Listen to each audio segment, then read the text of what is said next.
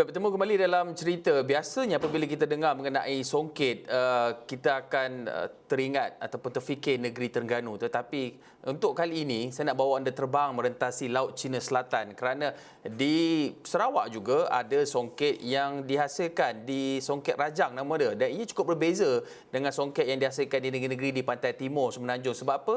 Dia menggunakan teknik sembunyi benang semasa nak menghasilkannya. Dan teknik inilah yang menjadikan jahitannya sangat unik sebab di bahagian luar dan dalam dia tak ada beza. Jadi yang beli Songket ni boleh pakai di kedua-dua bahagian. Dan sebenarnya kalau kita nak cakap lebih lanjut saya sebenarnya nak bersama dengan wartawan kami di Sarawak, Hasimi Mohamad.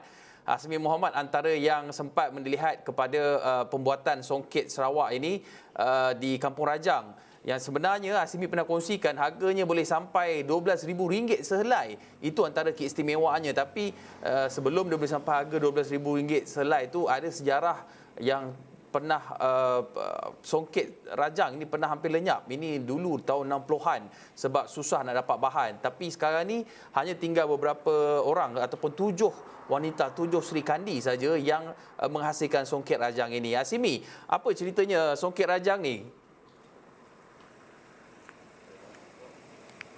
Baik, terima kasih Hakim di studio. Sebelum kita bercerita lanjut mengenai Songket Rajang itu, ketika ini saya bersama rakan tugas Rizal Rahim dalam perjalanan ke Lundu dan kita berada di Senibong. Kalau jarak Senibong ke Lundu ini sekitar dalam 11 km lagi kita akan sampai.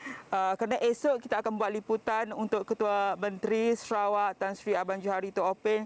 Jadi kita berancang untuk bergerak awal lah kerana kita tidak biasa dengan perjalanan ke Lundu ini kerana perlu menaiki feri dan sebagainya bagi mengelakkan kekangan esok, maka kami mengambil keputusan untuk bergerak awal lah. Jadi berbalik kepada apa persoalan Hakim, sudah banyak Hakim jelaskan sebenarnya mengenai Songket Rajang itu.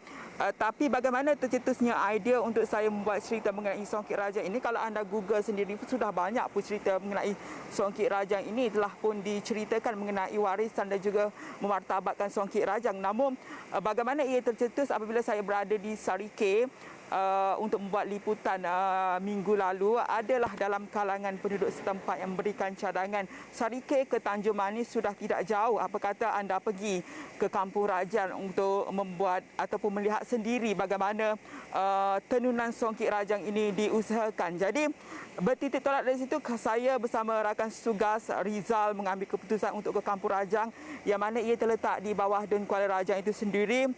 Perjalanan daripada Sarike ke Kuala Rajang dia ada dua sebenarnya, melalui jalan darat dan juga melalui feri.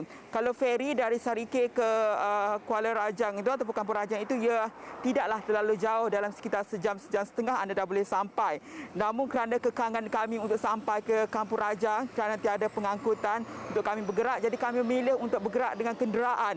Maka terpaksa pusing sedikit jauh, masuk Sibu barulah keluar ke Tanjung Manis. Dalam perjalanan 3 jam beza dia.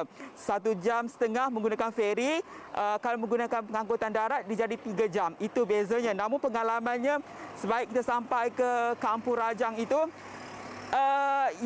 kepenatan tu dapat dilupakanlah. Kita lihat sendiri sebenarnya Hakim katakan ketika ini ada 7 kita gelarkan Sri Kandi yang aktif melakukan aktiviti tenunan Songket Rajang ini. Berbanding ketika awal dahulu sekitar 24 April 1991 kumpulan Songket Rajang ini ditubuhkan, ada 21 penenun Songket Rajang yang telah pun diberikan kemahiran dan diasah sehinggalah boleh membuat Songket Rajang itu. Namun dari tahun ke tahun ada yang silih berganti keluar dan sebagainya, dan ketika ini 2021 hanya tinggal 7 individu yang berusia antara 40 hingga 70 tahun yang aktif melakukan tenunan Songket Rajang ini. Dan bercakap mengenai keunikannya, Hakim sudah pun jelaskan juga sedikit, boleh mencecah RM12,000. Namun ada juga yang ratusan ringgit, 800, 1,300.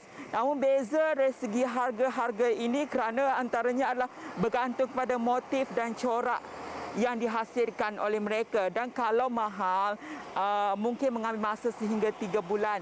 Itu yang kita jumpa dengan pengurusi kumpulan tenun Songket Rajang Saanah Suhaili yang memaklumkan kepada kita. Dan satu lagi keunikannya, ia tak ada yang siap Kalau pergi kat sana, tiada yang kita boleh beli terus. Semua yang dalam proses, kalau anda dapat lihat visual ketika ini yang sedang dilakukan oleh penenun songket rajang itu, semuanya sudah ada tuannya, sudah ditempah. Jadi akan disiapkan kebanyakannya dalam tempoh 2 minggu lagi sudah pun siap. Jadi itu juga salah satu keunikan apabila ada tempahan baru mereka lakukan kerana mengambil masa yang begitu lama kerana kehalusannya. Sebenarnya Hakim katakan juga ada teknik sembunyi benang. Kalau gunakan teknik itu harganya lainlah sedikit mahal. Anda boleh pakai belakang dan depan dan dia menggunakan sifir-sifir tertentu yang kita tanya perlu ke hafal sifir itu. Dimaklumkan oleh Puan Saanah tidaklah perlu hafal kerana mereka perlu juga melihat sifir-sifir tertentu untuk menghasilkan motif-motif itu antara secara awal kita boleh maklumkan mengenai songket rajang Hakim. Asimi, kalau kita lihat dari visual yang dirakamkan lebih awal oleh Asimi ini, coraknya ada beza ke Asimi di antara songket-songket yang biasanya dihasilkan di pantai timur, di negeri-negeri di pantai timur, ataupun dia ada corak ataupun abstrak tersendiri untuk songket rajang ini? Okey. Itu yang menariknya, kalau kebanyakan dia sama juga dimaklumkan oleh Puan Hajah Saanah itu menggunakan satu adalah bunga tabur besar. Cuma teknik yang digunakan itu yang berbeza. Cuma saya tidaklah terlalu pakar untuk menjelaskannya. Dia ada motif-motif tertentu yang digunakan. Namun kebanyakannya adalah bunga tabur besar yang dimaklumkan oleh Puan Saanah yang menggunakan benang sembunyi dan ada cara-cara tertentu. Contohnya kalau anda dapat lihat bagaimana hentakan kayu itu ada caranya dan bezanya di mana kita maklumkan adalah menggunakan sifir-sifir yang ada khusus untuk menghasilkan songket rajang itu. Kalau ikutkan dari segi materialnya ataupun bahan itu sama sahaja kerana Puan Saanah maklumkan beliau sendiri mengambil bahan mentah contohnya benang dan sebagainya di Terengganu. Jadi dibawa ke Kampung Rajang ini untuk menghasilkan, cuma teknik yang digunakan oleh individu yang menghasilkan songket rajang itulah sedikit berbeza dengan kampung-kampung lain ataupun lokasi-lokasi lain, kerana ada juga yang hadir ke Kampung Rajang ini untuk mempelajari teknik tersebut dan bawa pulang ke lokasi mereka menghasilkan atas jenama songket rajang itu sendiri, Hakim. Asimi, kalau kita lihat, Asimi kongsikan awal tadi hanya ada 7 wanita saja yang mengusahakan songket rajang ini. Itu pun mengikut tempahan. Bukannya dah siap ada, kena tempah dulu baru mereka buat. Tapi kita risaulah melihat kepada bagaimana songket rajang ini pernah hampir lenyap dulu sebab nak dapat bahan sukar, lepas tu harganya pun mungkin agak tinggi pada ketika itu. Tapi keadaan yang sama juga mungkin boleh berulang. Jadi apa yang dilakukan setidak-tidaknya di peringkat masyarakat ataupun mungkin di peringkat kerajaan negeri untuk memastikan bahawa tradisi ataupun mereka yang mempunyai kemahiran untuk menghasilkan songket rajang ini tidak terputus warisannya? Betul, itu telah pun dilakukan oleh pihak Perbadanan Pembangunan Ekonomi Sarawak SEDC ketika era 70-an dahulu selepas dikatakan terhenti seketika dan terus diadakan semula. Inisiatif telah pun dilakukan oleh pihak berkaitan termasuk juga dengan Kerajaan Negeri Sarawak. Itu termasuk juga ketika itu Menteri Pelancongan Sarawak Tan Sri Abang Johari sendiri telah memberi peruntukan lebih RM500,000 untuk kumpulan ini menggerakkan atau mengaktifkan songket rajang sehinggalah daripada bengkel lama sehingga kini mereka dah ada satu pusat sendiri untuk menggerakkan aktiviti tenunan itu. Namun cuma ketika ini seperti mana dimaklumkan oleh Puan Hajah Saanah itu, cabarannya adalah untuk mencari generasi-generasi yang betul-betul berminat untuk menghasilkan songket rajang ini.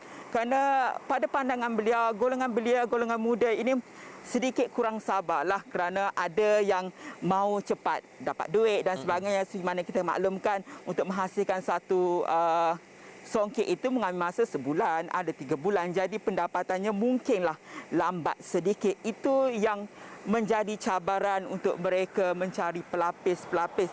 Namun ketika ini usaha telah pun dilakukan menyertai pameran-pameran dan sebagainya, dan telah pun dimaklumkan oleh Puan Haji Sa'anah sendiri bahawa songket Rajan telah pun dipamerkan ke Korea, Dubai dan sebagainya. Dan usaha itu telah dilakukan. Cuma ketika ini bagaimana untuk kita memupuk dan menarik golongan belia untuk melihat songket Rajang ini bukan hanya sekadar untuk mencari sumber pendapatan, tapi lebih kepada untuk mengekalkan warisan ini daripada tidak ditelan zaman, Hakim.